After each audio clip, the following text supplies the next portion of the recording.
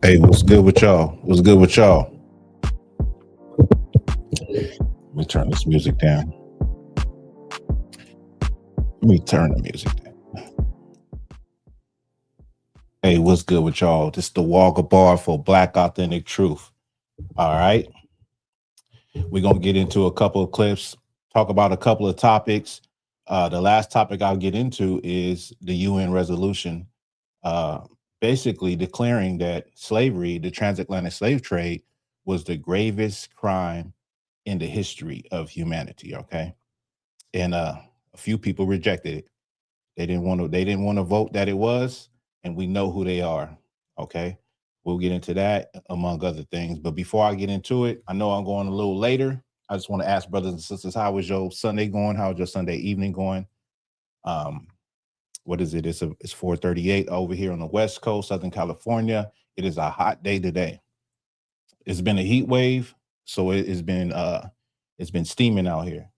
You know what I mean? But nice day, but it's a hot day, right? Let me look at the comments. Hey, what's good with you, Renee? Renee says, just got off my slave. They work me like a Hebrew slave. Man, listen, these jobs do not care about you. That's code word. When you ever see us, people in the comments talking about slave, I'm at my slavery. I just got off the slave. That's talking about your job, the place of your employment. And I was going to say these corporations, these jobs, they'll work you like a Hebrew slave. No matter all the contribution and all the time away from your family and the coming in extra to help them out, they won't give.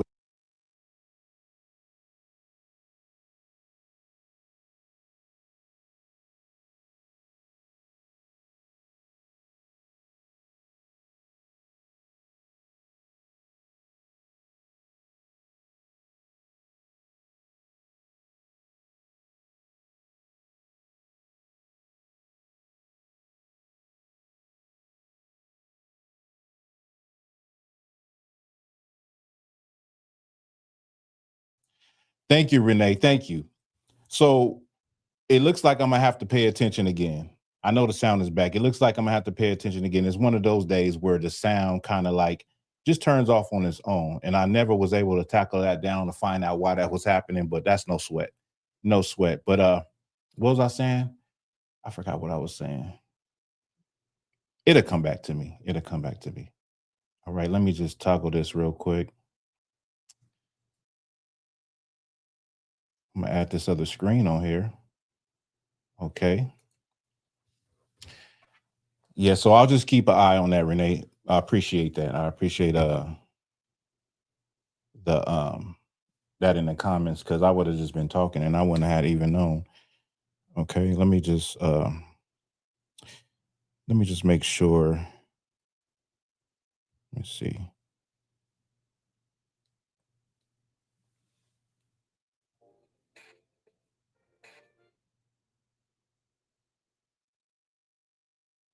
Make sure we good to go. Sounds like I'm still hearing the music. Sure, we good to go. Yeah, we good. We good. All right, we good. So, like I said, I got a couple of topics we can go into. All right. The first one would be, let me get this real quick. Let me show I think I have a video. Yes, I do have a video. Let me pull this video up. Get this video real quick. You know, I've been missing my main man, Black Rain 303. Black Rain 303 ain't been in here in about a month. I hope everything is all right. I hope, you know, everything is good. Brother is in his health and good spirits. You know, you never know what could happen, especially, you know, the brother lives out there in Phoenix. I don't know where, but I know Arizona. I can't remember if it was Phoenix, but yeah, I was just thinking about Black Rain 303. Black Rain 303 was one of my main supporters, one of the people that's always in here. And I just haven't seen Black Rain. And it's been like at least 2 months that I've been going live that I haven't seen Black Rain in here. All right, let me see where we at. get this.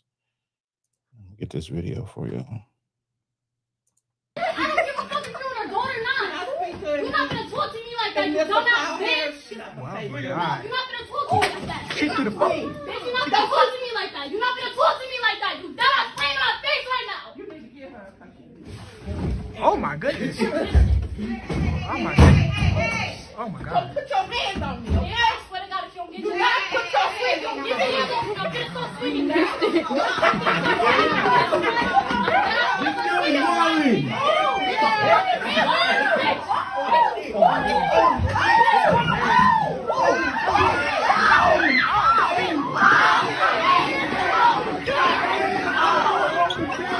Oh God damn!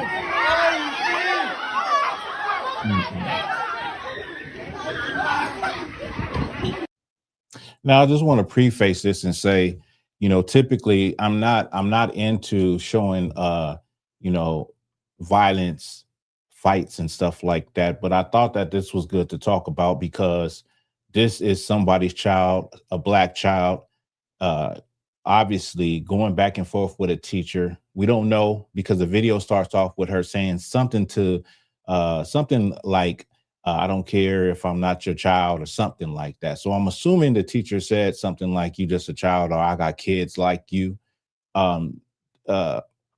This is a shame. Okay. It was a total lack of respect that you've seen this child have. And this is a child. As I looked at it, and let me just scroll it so I can have an image of this girl so y'all can see. Let's see. So as I looked at it, I just thought that it was a shame, and she had a total lack of respect for an adult. It's embarrassing, okay, and it should be embarrassing to the parent because, I put myself in that situation, and we raise our children in a way that our children go out into the world and they represent us, okay. I don't care what you want to say, how you feel about it. The truth is, when people see your child act a certain kind of way, it is, it goes against you. Either it's a positive or a negative that goes against you when they see how your child behaves in public or at school or whatever the case may be. And so that's embarrassing to, for me, it's embarrassing just to hear bad behavior. And I'm not even on this level.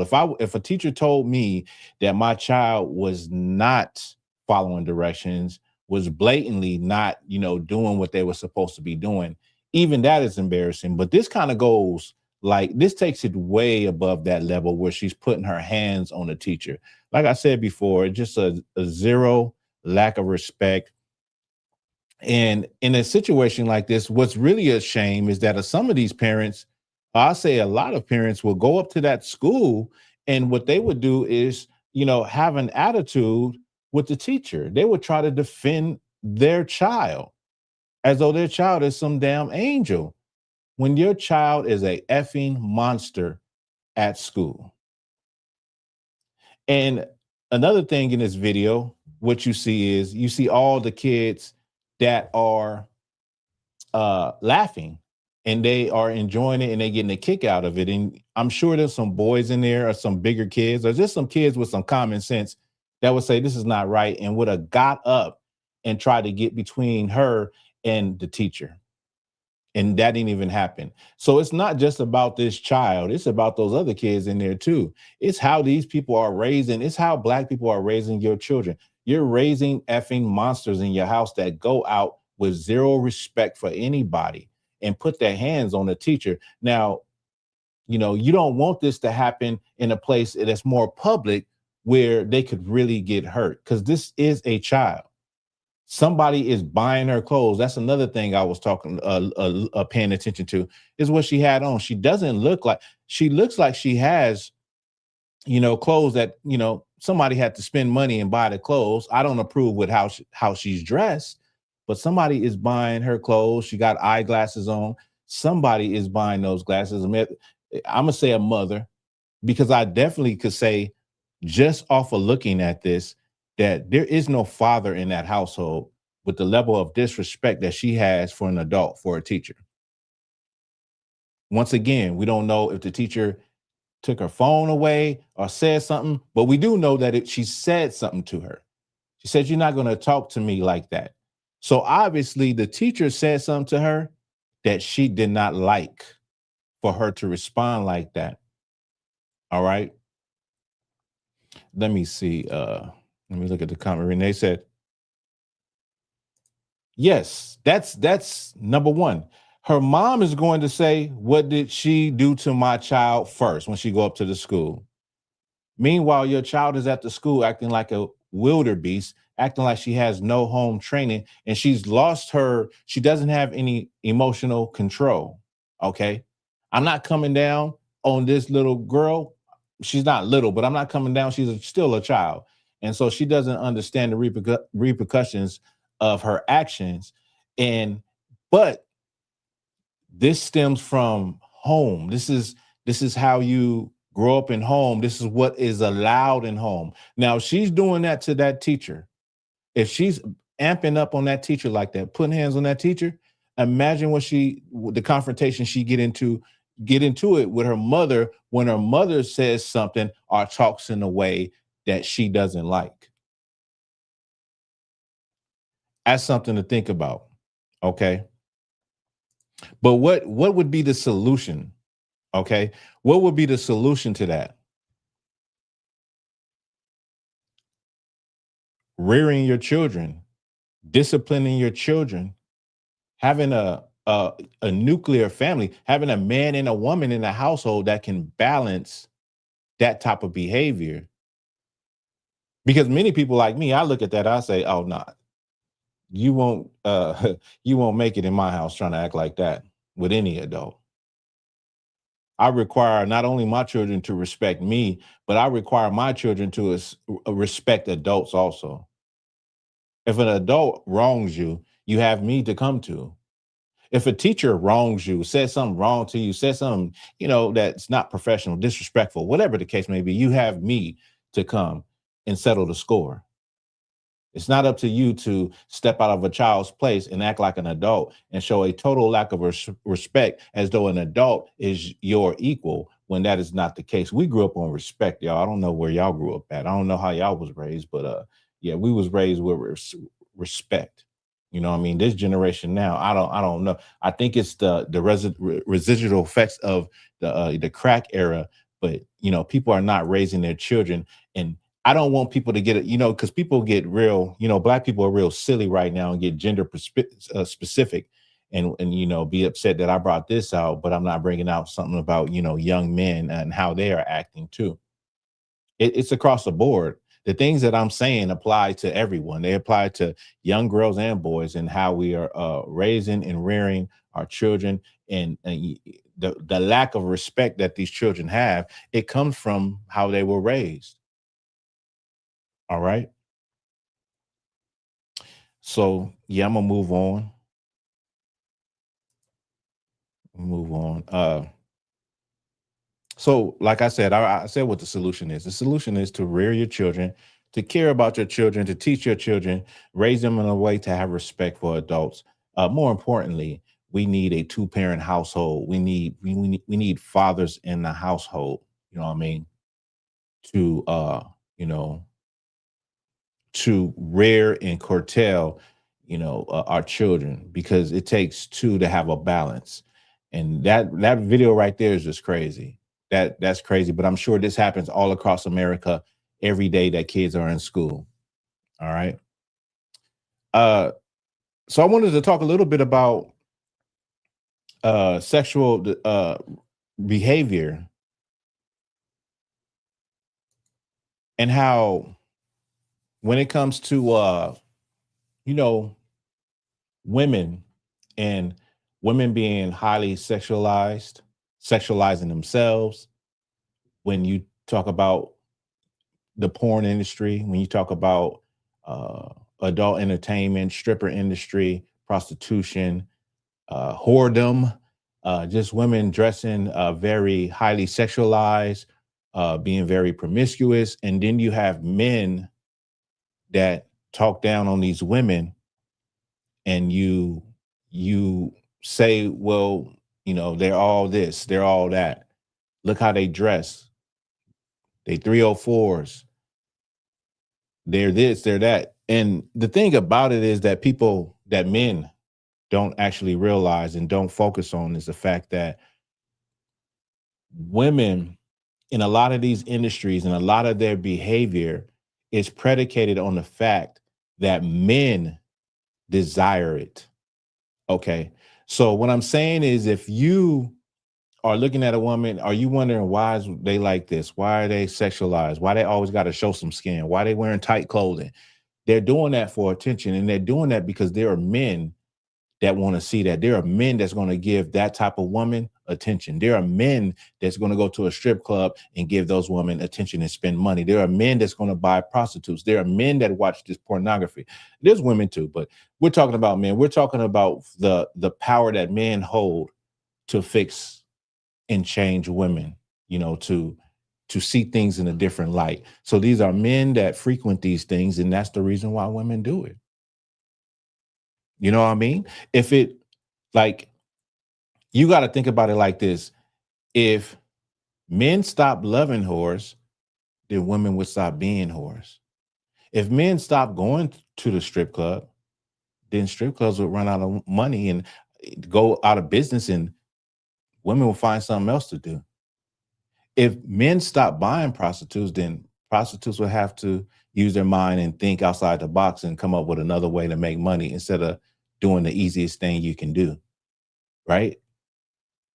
So you can say that women need to do this, they need to do that, and need to stop doing that. But on the flip side, if men wasn't enjoying these things, spending money on these things, OnlyFans and doing all that, then there would be no industry for it. It would be no reason for a woman to do these things. Okay. That's something that you got to think about. And I know a lot of, I know a lot of men are not going to, I know a lot of men are going to disagree because you enjoy that type of stuff, but it's detrimental to our people. It's detrimental to our community. I know a lot of people don't want to hear. I know women don't want to hear me say that. You got to stop loving it. You got to stop entertaining it. You know what I mean? That's the reason why women want to dress provocatively and want to wear skimpy clothing and want to be sexualized, because they're going to get the attention of men. Look at social media. Women have whole pages because and look at social media before monetization, before people were getting endorsement deals and can get paid. You know what I mean? Now anybody can get paid off of social media. Now it's to that point, right? But if your content is very engaging and you're getting a lot of views, you can get paid. But so a woman, it don't take a lot of thought to figure it out. She can take off her clothes. She can twerk. She can show her body. She can wear skimpy clothing. She can shake and jiggle on a camera. And men are going to flock. You've seen them. They're going to flock to the posts. They're going to flock in the comments. Hey, queen. Grand rising queen. Oh, you're so beautiful. Oh, you this, you that. And they're talking to a woman that is half naked. They're talking in a respectful way to a woman that is dressed like a $2 hoe. No offense to anybody, but I'm just giving you a visual. I'm trying to help you understand. That's how the men are flocking to this, okay? And so women say, oh, well, I can just do this and I can make money this way by just exposing myself. Everybody's doing it. There's nothing wrong with it. Mind you, we live in a society that says, go ahead, sexualize yourself. You know what I mean? It's your body, your choice. Do what you want to do. And so we live in a moralist society that's going to thumbs up. If you want to walk around, butt naked, this society will thumbs it up. It won't be weird to this society. Okay. And so getting back to my original point is that when it comes to this, if you have as a man, you have to understand, if you have an issue with that, then you have to realize what men entertain. It wouldn't exist if men didn't entertain it. It wouldn't exist to the extent that it does if men were so thirsty. Okay. A lot of you brothers, you just got to get some game about yourself. You got to, get off of the internet and get off of your phone and go and, meet a person, a woman naturally. But that's another topic. I don't want to go there. But men have to become morally righteous again in order for you to see a change. Because men are supposed to be the leaders, correct? Everybody talks about how a man is supposed to lead. Men are supposed to be the leaders, right? And so as men start moving where they can't take a woman seriously, like she's half naked. A lot of times I see stuff where women are like basically wearing something that's lingerie that looks like it's supposed to be for the bedroom, but they're outside. But if men start saying, we're not taking that type of woman seriously anymore. And then they turn around and they start complimenting and praising women who dress modest, who are not promiscuous, who carry themselves with class and dignity. If you start praising that type of woman, then more women will aspire to be that type of woman. But that's the part that men play in the sexualization of our women. Okay, I hope I made a good point. All right. Now I'm gonna move on to, let me get this video. The video, and y'all probably heard about this too. Let me drop this. Let me get rid of this. I don't know if this is. Now this video, I'm gonna move it. This video is basically a white woman hired some migrants, some Mexican brothers, to work on her roof, and then she called ICE on them. Okay. Did I click on that?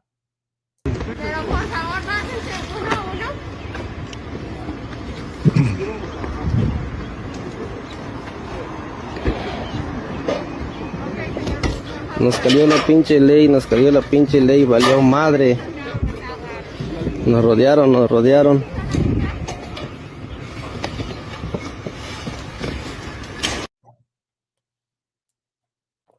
Now, that was cold-blooded. That's cold-blooded. You got to think about the mentality of a person that would do such a thing, that would, in the climate that we're in right now, that would call ICE after hiring some Mexican brothers. And let me just say, I remember this happened probably a year ago, around the time when ICE really was going full-fledged when it first started. I remember there was a white man that did that. He allowed the the Mexican brothers to fix his roof, and then he called ICE on them. Like, in a way, it's like a sick way of dishonest gain, like coming up on somebody. Like, and you got to think about the mentality of somebody like that to conjure up a evil plot like that to come up. That's cruel. That's cold-blooded. You know what I mean? So you're going to come up, in your mind, you're going to come up off somebody, and then you're going to put them in a terrible position while doing it, after you done reap the benefits from that. That's called dishonest gain. That is spoken about in the scriptures. You can't think to prosper off of dishonest gain. Whether you selling drugs, whether you scamming people, whether you just trying to lie and get over on somebody, knowing full well what you already plan to do, that will never pan out right for you. Renee says she's a devil. You're right. That's a very diabolical thing to do to another person, but it happens every day in the world we live in. Black people do it to black people. White people do it to white people. In this case, it's a white person doing it to Mexicans. Hardworking people coming expecting to make money for their good, hard work. And ICE rose up because she called ICE on them. Like, like the mentality of a person like that, you got to think it's very childish, right? It's a childish mentality, because to do somebody so wrong and to think it's not going to come back on you, you are silly. You're not stable. Trust me, you're going to reap what you sow. That's cold-blooded. I can't say it more. Like, to do something like that to somebody, and it reminds me of somebody sitting down, making a deal, shaking hands, making this agreement in this contract, and you breaking all of the contracts and the agreements that you said that you was going to do. What does that sound like? When United States Cavalry would sit down and make all of those treaties with the Native American Indians, and in the back of their mind, they're like, we're not going to keep none of these. So she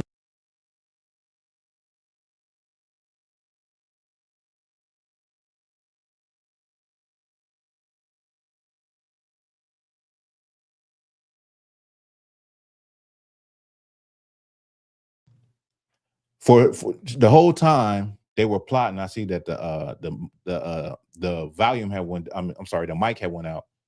But the whole time she's plotting on them to do the work, and they thinking they're going to be able to go do this work. But she has an ulterior motive that, you know what? Once they get the work done, I'm calling ICE. And like I was about to say, is that I heard that. Well, I seen one of the posts where it says she saved herself $10,000. That's a very evil act to do. That's cold-blooded. All right. So I'm gonna drop that. Let me just drop that video real quick. Let me see where we at. All right. What video? Where are we at? Oh, so this is, let me get this real quick. This is a viral post also about an ICE agent, a sister. And we're going to talk about the ICE agents. I'm going to talk about that a little bit. Let me share this screen. What am I doing? Okay, there we go. Sometimes there's so many things you're looking at when you do a live. Okay, what Chrome tab? Where is that? Okay, this is the Facebook. I'm gonna share this screen. All right.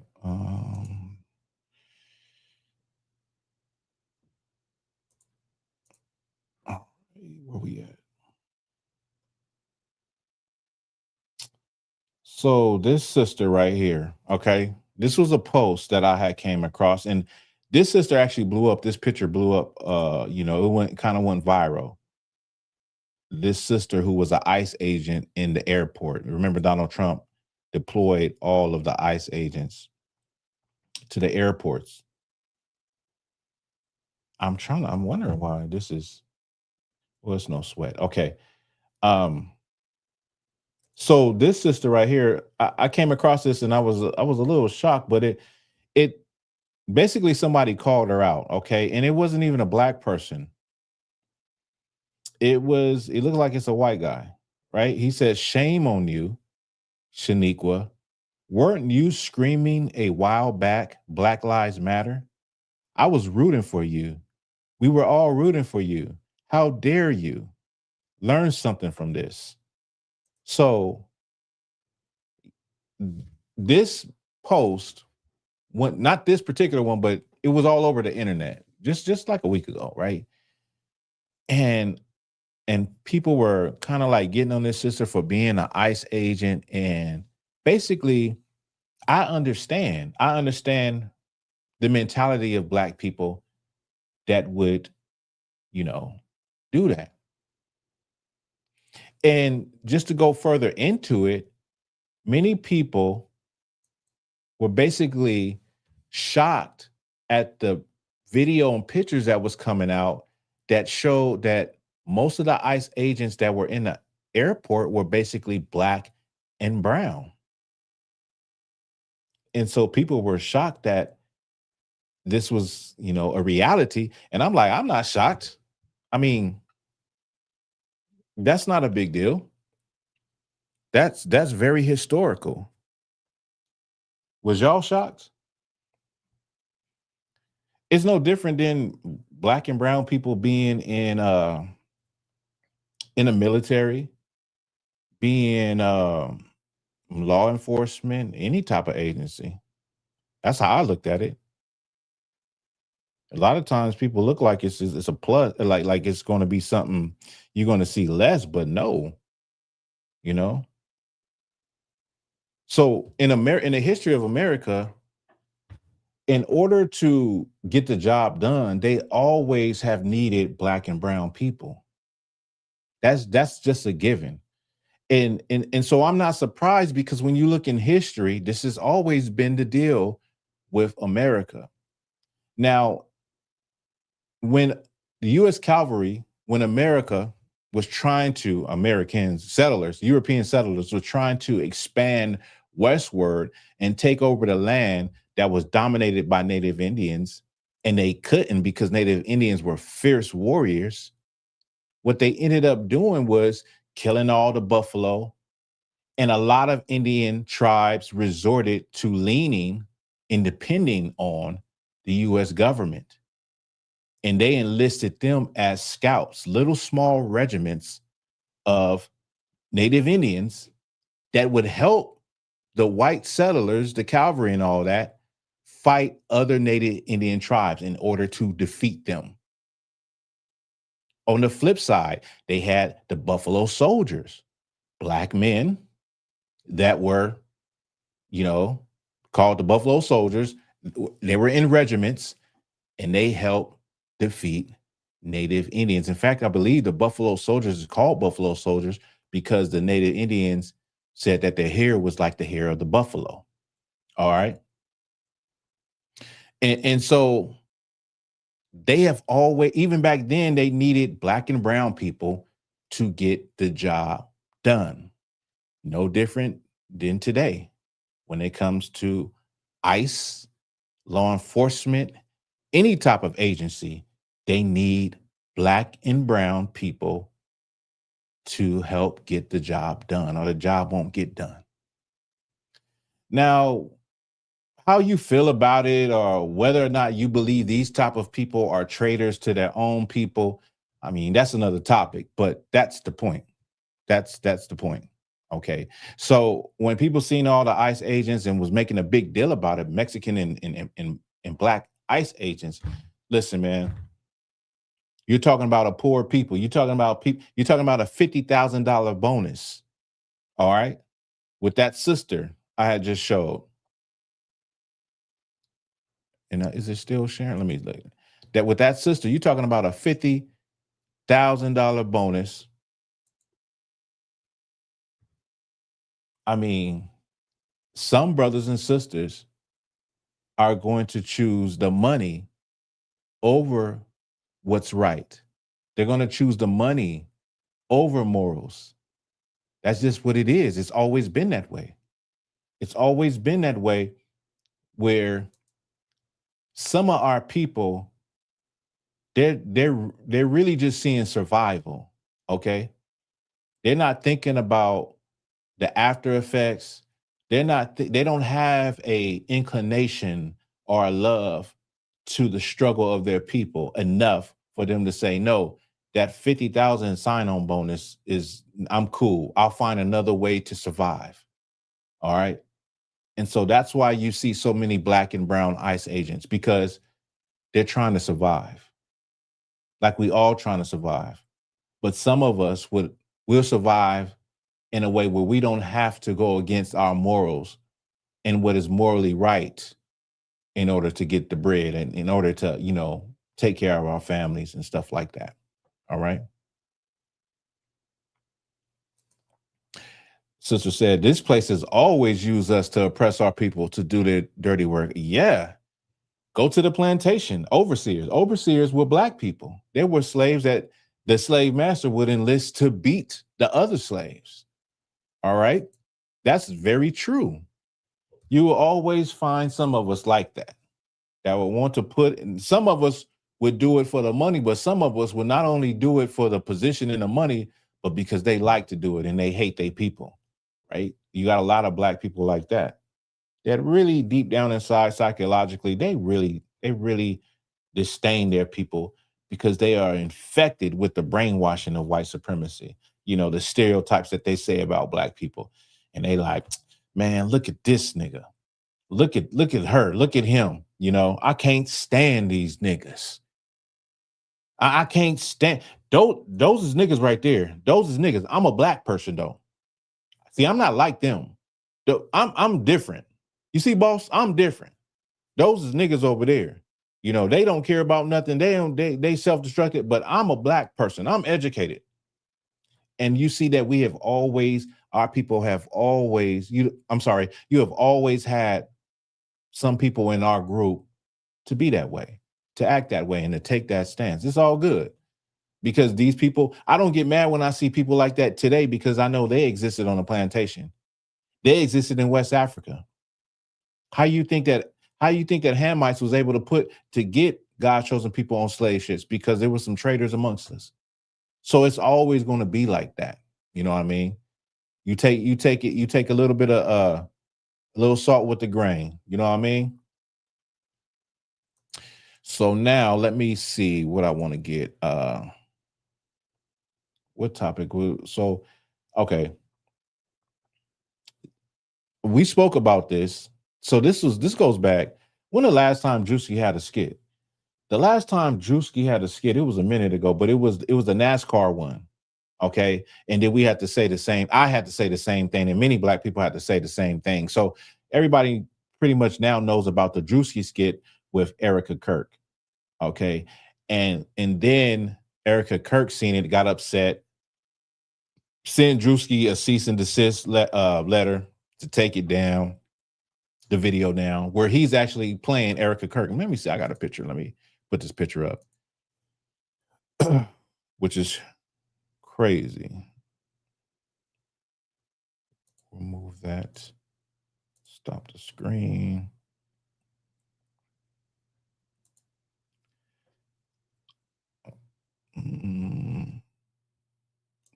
This is what am I doing? There we go. So let me see. I'm reading this comment. Sister said, if we all struggle together, it will make our struggle much lighter, and we will be able to not sell our people for a little bit of money. That is so true. We have become very, very weak because everybody is an individual light.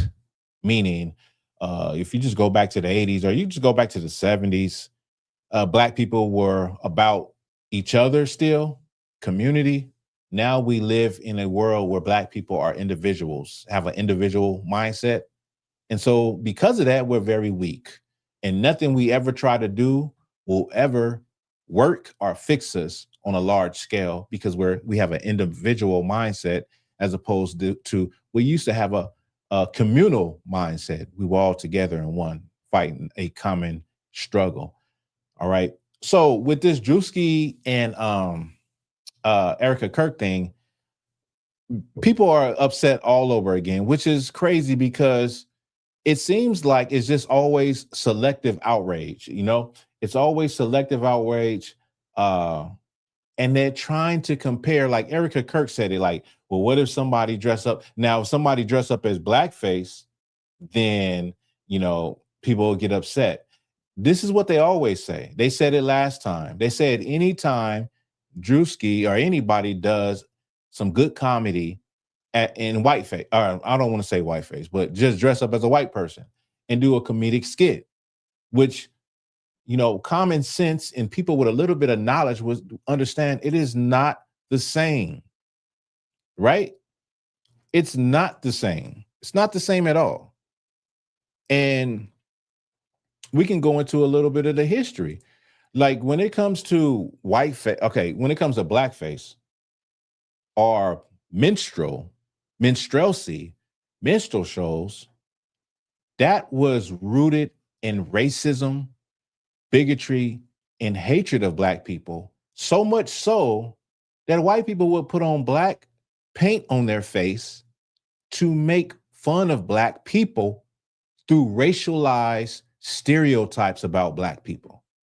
You had Jump Jim Crow, you had the Coon, you had Zip Coon, you had the Mammy, you had all of these racialized stereotypes about black people and how they act. And white people would put this on, get in front of a white crowd, and dance around and shuck and jive in front of a white crowd for, a laugh. Just to make pure fun of black people out of the racial hatred and bigotry. So when you compare that to what Drewski is doing, all right, when you compare it to what he's doing, you can't even compare it because he is doing it out of comedic creativity. That's why he's doing it. It has nothing to do with hating white people for the color of their skin. None of that. It don't have nothing to do with that. And so I don't understand why people don't see that. And that's why I say it's selective outrage, because it's like they pick and choose what they want to be mad at. And how they want to go about it. It's like they want to be picked on. They want to feel like we're picked on. They want to feel like, okay, we're a victim, and it's just not connecting. Like, it's just not the same. It's just not the same. Renee said, I like him. He said he not apologizing nor taking his video down. I hope he stands on that. Yeah, because I just recently seen where they're talking about what they say. They're talking about basically he could lose $1 million T-Mobile contract. I'm like, come on, man. Now y'all acting like they doing the same thing similar to like Kyrie Irving or something like that. Like, really? For Erica Kirk? That's what this is boiling down to. Excuse me. So you can't even act. You can't even be a comedian anymore. It used to be nothing was off limits with comedians. But now people is all in their feelings and butthurt and scrutinizing and looking and trying to break down stuff and trying to find an angle. Like, everything has become so sensitive, Now, in this situation, imagine if they scrutinize Charlie Kirk's death the same way that they scrutinized Drewski's skit. They probably would have found out who the real. Never mind. We're gonna leave it alone. Right? We're gonna leave it alone. But let's be real. It's so many other more important things going on. And this is something, I ain't gonna say this is a distraction, but knock it off. There's other things to focus on than Erica Kirk's feeling. And that video, let me see. Let me pull this thing up again. Because I was gonna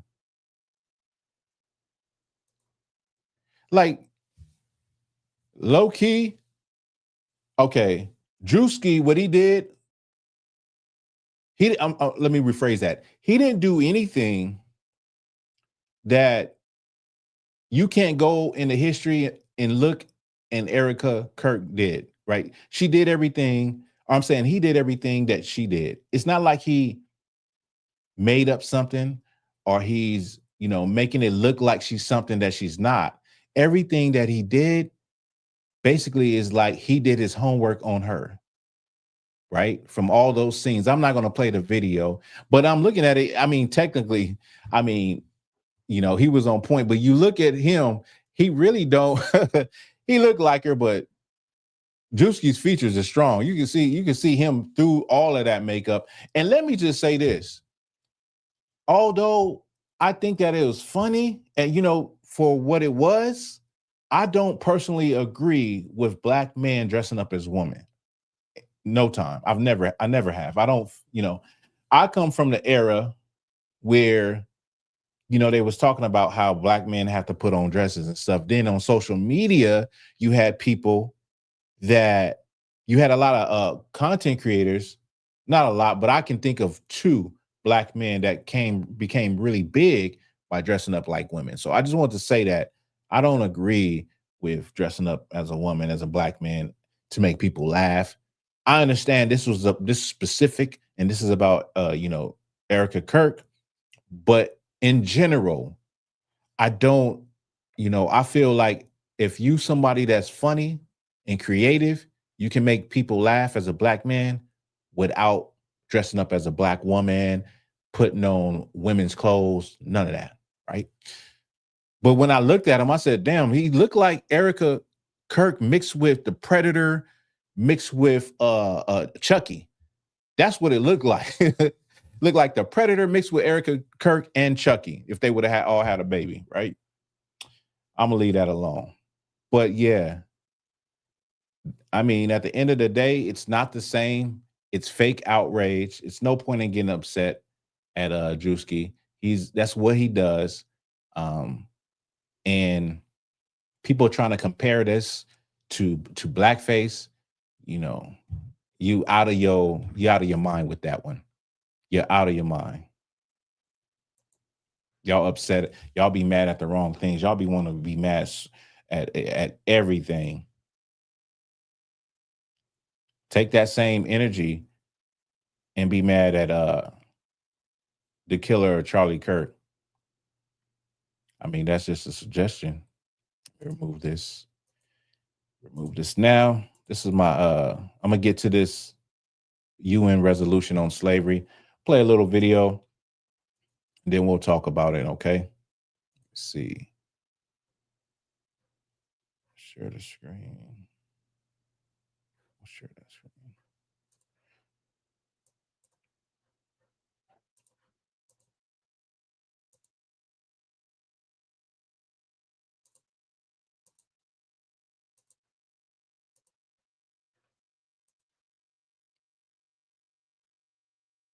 All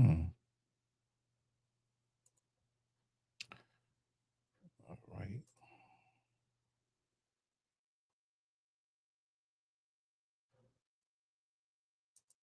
A historic vote at the United Nations on slavery.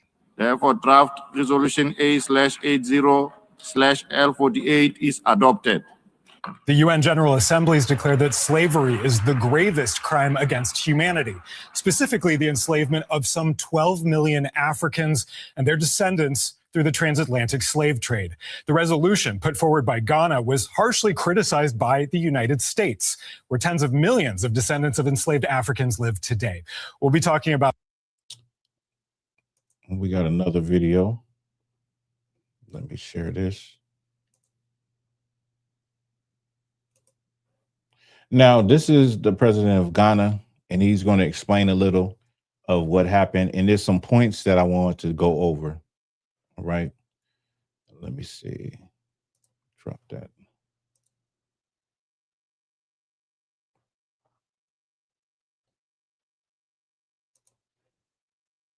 Also calls for further actions within our respective states.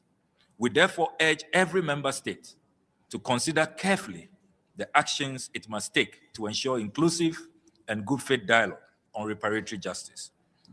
The work of justice does not end with remembrance.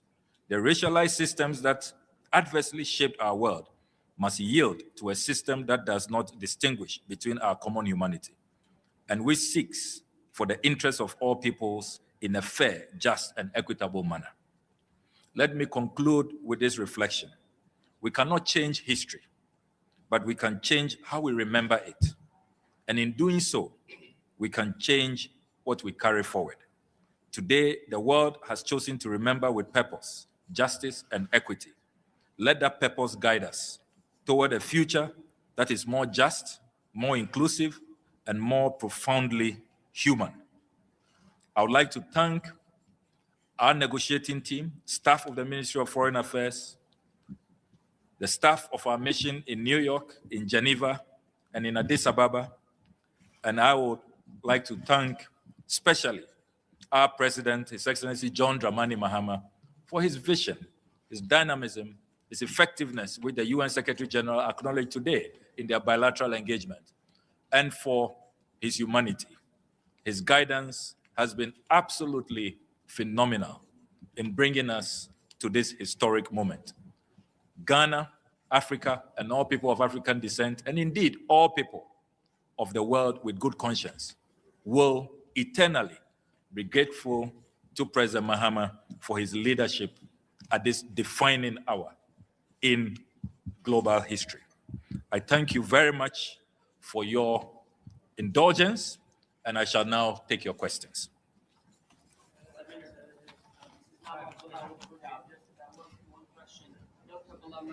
Now I just want y'all to bear with me. Let me get to it. More than 50 nations. How do you feel about those? Thank you. So I would like to come. So he's asking him about how does he feel about the nations that voted against this UN resolution to recognize slavery as the greatest crime of humanity. Okay. On the reasons they gave. They sought to create the impression that the time for negotiations have been short. The president of Ghana served notice last year in September when he delivered his address at the 80th session of the General Assembly.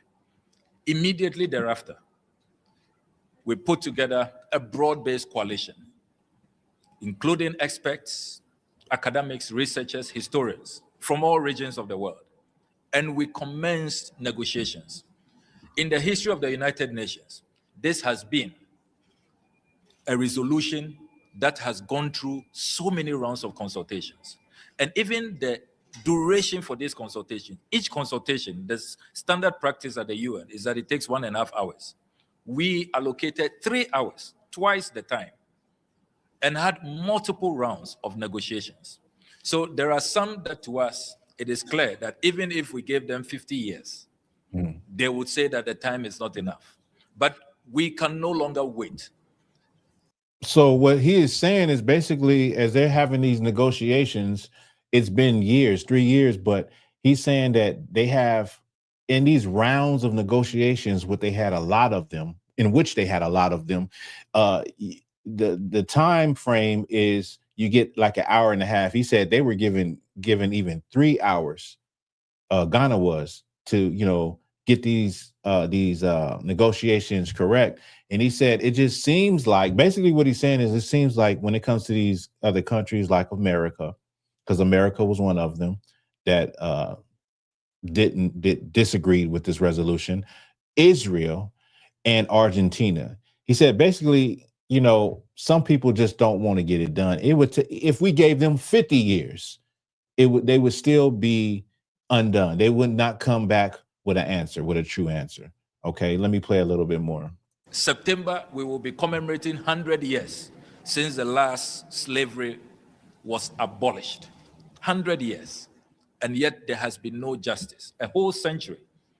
So we cannot keep waiting for those who do not want to reckon, who do not want to come to the table with urgency and with acknowledgement that this is a matter that can no longer be swept under the carpet. So we disagree with the notion that there was no time for negotiations.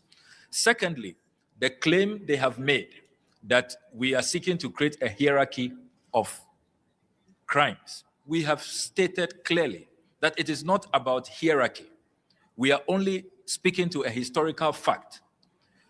Never in the... So he's saying America has stated that it's like they're trying to create a hierarchy of crimes, meaning they're trying to put the worst crimes in a chronological order, not a chronological order, but an order, right?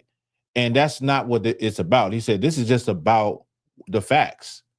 But this is the mindset of Americans. Even now, think about it just in the conversations that go on in America about slavery.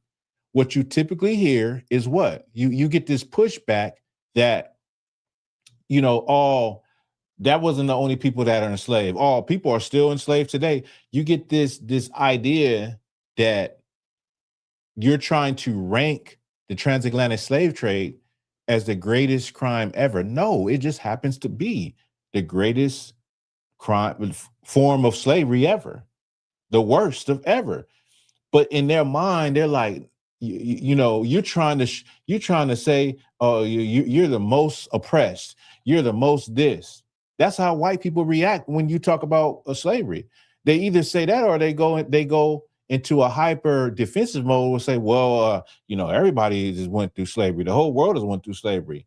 They totally generalize slavery and make it seem as though, okay, slavery is just, everybody's been through it at one point in time. Let me keep going. I don't want to talk too much. The history of mankind, have we had such a systemic crime?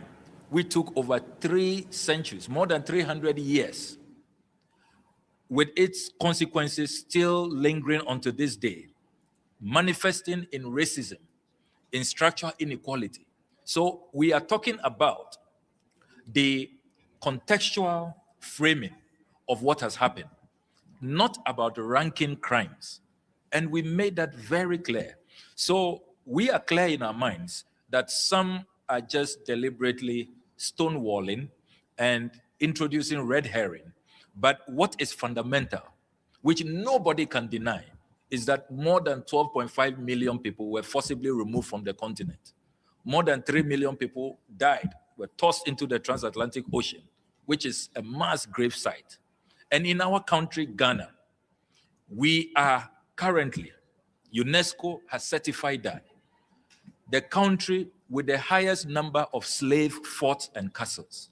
We are living witnesses on a daily basis when we go into those castles and forts and we see the door of no return. We break down. My daughter Indiva, on an excursion only last week, broke down and asked me, Daddy, what did we do wrong? And why has there been no justice? I had no answers for my 14-year-old daughter. So we live with these experiences on a daily basis. And so let me just stop there. I'm going to just stop there. And I want to go into the comments, what some people said. Hey, what's good with you, Ron Coleman? So let me put this up. The brother said, this is upsetting because there's no plans for U.S. to restore. It's like Ghana is also stealing from us. And I think I understand what the brother is saying. He's saying basically, of course, there's no plans for America to do anything for us as far as reparations. And then Ghana, historically, the people of Ghana, and I'm not necessarily saying the people today, but but Ghana is one of the areas where they have most of the slave castles and the door of no return, where the slaves would leave the continent of Africa, going to the West Indies into America. Now, it's very well known that Ghana participated in the slave trade in selling slaves. And so what the brother is alluding to is basically, it's like they're stealing a heritage that is not theirs. Okay, so, but there's a lot of nuance to that, because we know that there was a lot of mixture, and we know that some of our people are still in West Africa. And when I say our people, I'm talking about Shemitic Negroes, Black people that that are here in America. There is a difference, and many people they're not educated on that. They don't even know there's a difference between Hamitic Black people and Shemitic Black people and the Negroes that went on cargo slave ships. There's a video I played. I don't know if I played it on the live or I posted a video where you have a tribal leader from Ghana apologizing for the role of his people in selling Black people to the Americas. Okay, so that is a very unknown fact, and of course the truth is coming out more and more.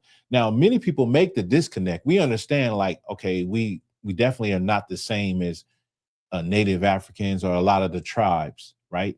And if you go to Africa, there's a lot of variation even on the continent between different people, 54 countries or whatnot. We understand that, but many people are starting to get educated and find this fact out. I want to go to your next comment. He said, last I checked, these African nations like Dahomey are the ones that sold our ancestors. That is definitely correct. Many of our ancestors were sold from the Ivory Coast, places like Dahomey, one of the main places, Benin, New Chalabar, Ghana.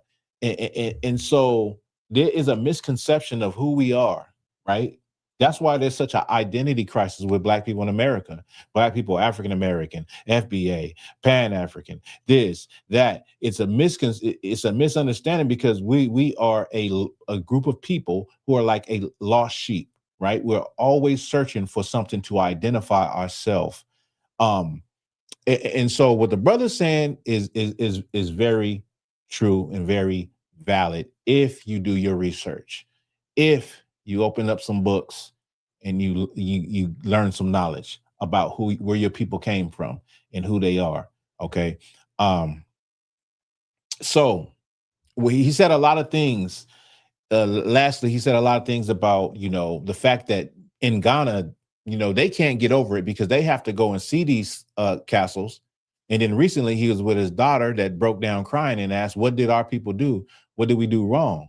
And he says he has no answer for his daughter. But that's not really the point. The point is that America, Israel, and Argentina decided not to agree with this UN resolution and made excuses why they didn't agree. America made excuses. So you're trying to create a racial, you're trying to create a hierarchy of crimes. You're trying to rank the crimes that people have did in the history of the world. We're not with that. Why they not with that, y'all? Because of critical race theory. The same reason they don't want to teach Black history in the schools. The same reason that Donald Trump is, asking for, Black history monuments and stuff to be taken down in museums and photographs and all of that, because they don't never want to look themselves in the mirror and realize that they are the benefactors of the greatest crime in history. So America has never, ever been able to come to grips with the truth of who they really are. You know what I mean? And how violent they can really be, and how savage and how uncivilized they really were to Black people. That's the reason why they did not agree with that UN resolution. And the funny thing is that the UN is the United Nations. You have the nations of the world that can all come together and agree on the transatlantic slave trade being the gravest crime in human history. And yet America can't. And yet Israel can't. And Israel, out of all places, they literally built in 1948 the state of Israel off of the crimes of the past, off of what? The Holocaust. That's how they were able to go to the land that their ancestors never came from and claim it as theirs and become who they are in the earth today, because they leaned on what happened to their people in the past in Nazi Germany. Everybody acknowledged it. The whole world had to acknowledge it. America acknowledged it to this day. But you talk about 6 million Jewish people in the Holocaust. What about 12.5 million Black people in the transatlantic slave trade? That's not worth acknowledging. Make it make sense, y'all. And the points I'm making, don't think that I want them to acknowledge it. Don't think that I'm saying this because, they should acknowledge. I don't care. In fact, I don't believe they ever will, because the time has passed for, America, other countries that were involved in the transatlantic slave trade to make public apologies. The time has passed. It's been 400 years. They ain't did it. They ain't gonna never do it. The time is past for reparations. If they was gonna give reparations, that would have been happened a long time ago. In fact, there was a man that did studies, right? This is around, I think it was probably 2013. It was this guy that did the studies. He calculated the times that slaves were out in the fields. He calculated the days and all that, and he came up for reparations. He came up with a number of around, I believe it was like, was it 13? No, I think, was it 13 trillion? I can't remember, y'all. I'm sorry, but it was in the trillions of dollars. And it was enough money, like logically,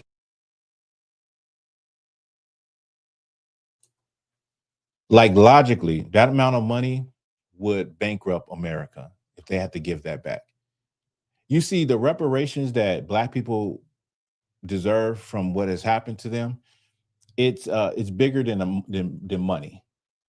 Money can't really even repudiate. I think that's the word.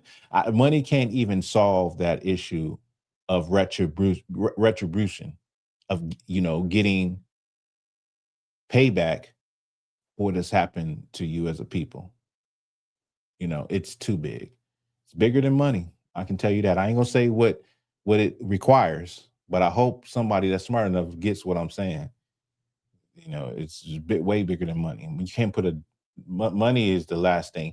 And even in this UN resolution, it is not even about the reparations. Even is not even about money.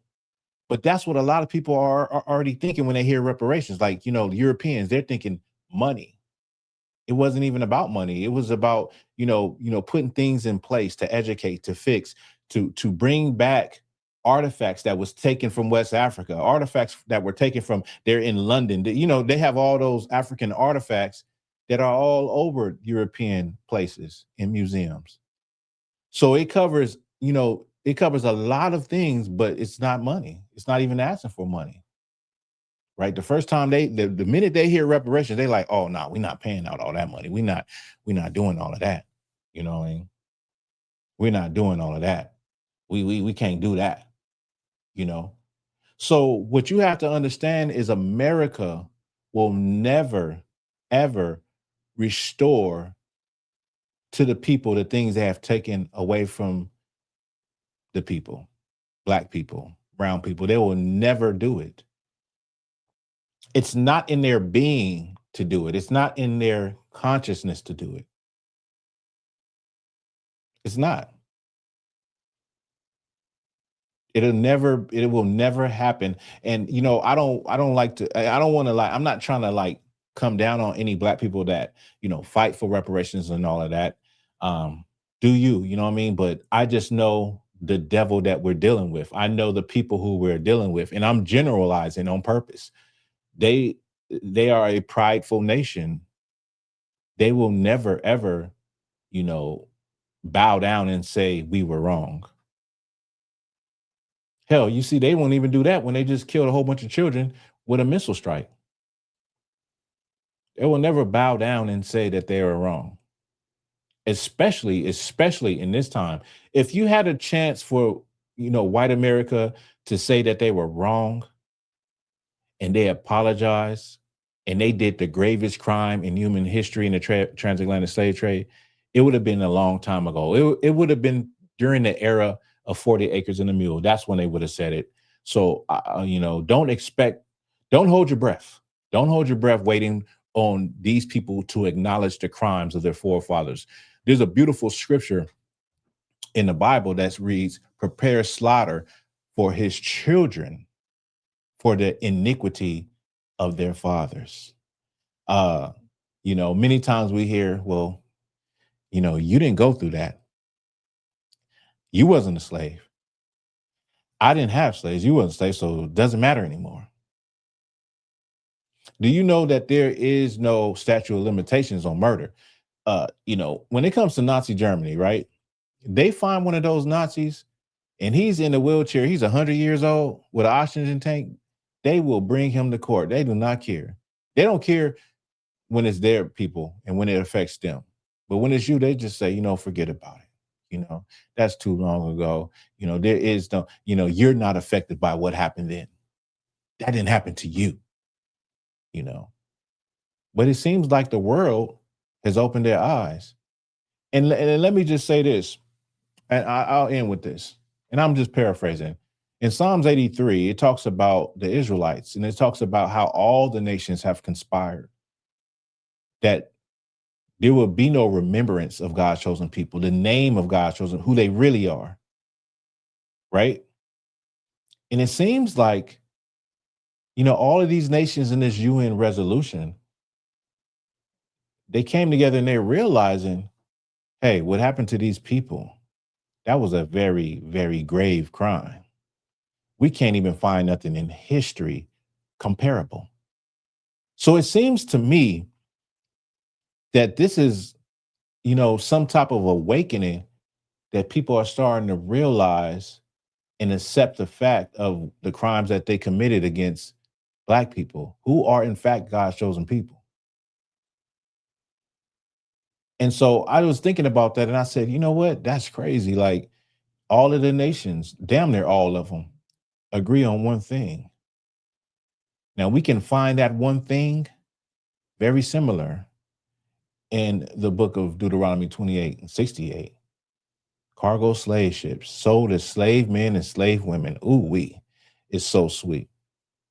But if you want to know more, make sure y'all tune in next Sunday. All right. I'll be in Texas. Lord willing, I'll be in Texas next Sunday, and I'll go live in Texas. I'll go live in Houston, and what I'll do is we'll go into some history. I'll go into some history that proves in West Africa that the Israelites went into West Africa and they were put on cargo slave ships to the West Indies in America. I'll come with some receipts. All right. Now, y'all have a good evening. I'm Thawahgabar for Black Authentic Truth. Listen, man, it's always good to be able to go live and go over these stories and drop some knowledge and just interact with people in the comments. I appreciate it. All right, y'all take care. I'll see y'all next week.